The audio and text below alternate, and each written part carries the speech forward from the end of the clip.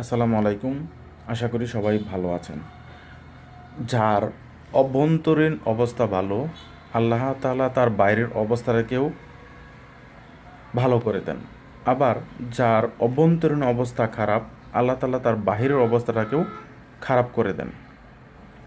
আমরা যদি মনে করি যে বাহিরের অবস্থা ভালো, একজন মানুষ সে ইমানদারের বেশভূষণ করলো বা মুসলমানদের যে সর্বোচ্চতম বাহিরের বেশভূষা নিরূপণ করলো, কিন্তু তার অন্তরটা পরিশুদ্ধ করা হলো না।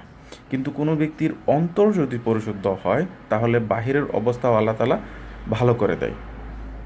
আমরা মানুষের অন্তরটা আমরা বুঝতে পারি না, একমাত্র আল্লাহ তাআলাই আর ওই বান্দাই বুঝতে পারে যে আল্লাহর সাথে তার কী সম্পর্ক রয়েছে এবং তার অন্তরে কী রয়েছে।